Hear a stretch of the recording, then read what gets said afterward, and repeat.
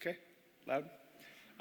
Thank you very much for that warm introduction. And yeah, it's fantastic to be here to see everybody in person again this year. I can't tell you how happy I've been throughout this whole week. And then to see all these folks show up for the Friday afternoon session is also amazing. So I hear there's a cartographic treat at the end of this one. So I think we're all excited about that. Yeah, I'm Joe Milbrath, and yeah, I work for the National Park Service in Harpers Ferry, West Virginia. And yeah, I'm going to share this kind of fun map that I made this past year, and it's just going to be a quick lightning talk, so I will just kind of blast through it here.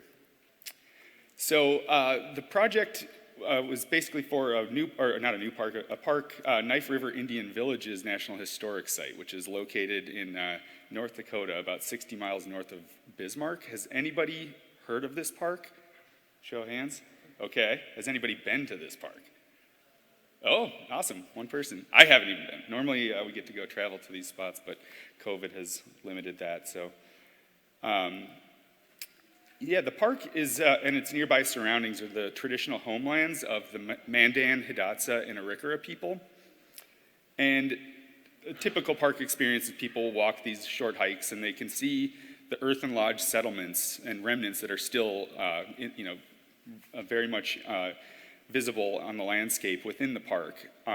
For this project, though, the park wanted to show not only the sites within the park, but a network of villages that are outside of the park that are no longer there. They're either lost to like channel migration through the Missouri River floodplain, agricultural practices, and other just influences on the landscape. So when I first started thinking about this project, we just had initially thought about like a planimetric map showing just the general locations of these things. And then I stumbled across this beautiful river survey map from 1894 that just has incredible detail. It shows the riverway. It shows some beautiful sandbars and forest cover. And so I thought, oh, this could work quite well, and to kind of show the landscape as it was, back when the Arikara, Mandan, and Hidatsa people were still living on the landscape. And with it being produced in 1894, it was shortly after North Dakotan statehood, and also about 30 years after the last Native people were moved from this landscape. So it was close. It's not perfect, but it's as close as of a snapshot as I could find. And luckily, the North Dakota Department of Water Resources had geo-referenced all these beautiful river survey maps. So I was able to locate 3 of them and mosaic them together in Geographic Imager.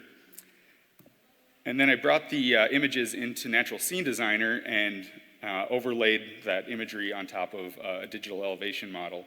And I won't get into the details too much here, but I also did a talk about 3D maps about 2 years ago at the 2020 virtual NACIS that goes way more into detail about how these maps are made. But so I positioned my camera, got it how things that, getting a view how I liked how it looked, and how the river kind of flows from one edge of the page to another. And yeah, I thought it was a pretty good start. And once I had my view set up, I manually digitized the riverways. So got it so it fits perfectly on the landscape here. And here's just a zoomed in view showing, kind of how it meanders through these natural sandbars and little braided channels. And you can also see in this zoomed in view just the detail of the forest cover, and I thought that'd be really nice to evoke this scene as well. So in Natural Scene Designer, I made a tree mask based on the trees indicated on this map, and just kind of got them to try to represent, like some cottonwoods kind of in the fall. And here's kind of a big jump into the final product, but took the river layers, the tree mask, and then all my other kind of Photoshop layers, and just tinkered with this thing endlessly, but got it to a point where I thought it kind of evoked the natural look and feel of the place.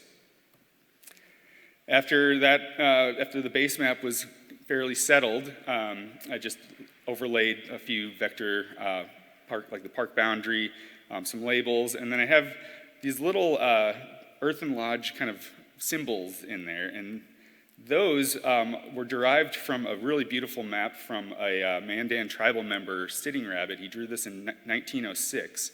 And I actually used kind of the spatial orientation of these villages based on whether they were Mandan, Arikara, or Hidatsa to kind of to mimic them on the landscape here. And in the bottom right, it might be really hard to see, but there's also Fort Mandan, which is where the Lewis and Clark wintered in 1804 and 1805, and Fort Clark, which was also a fort that was around for about 30 years. So throughout this process, I was working with the park and their tribal partners to have native place name variants added to the Board on Geographic Names so we could publish them. And we worked with them to have translations in Mandan, Arikara, and Hidatsa, as well as kind of a short descriptor of what their translations actually mean. And then we also include kind of the dates of habitation at each village. So this is the final product. We're pretty happy with how it looks, and you can see how the graphic was mainly kind of set in as like a background illustration in the layout. And so it was, really fun project. It's kind of a unique one for me, so I thought it'd be fun to share. So thank you very much.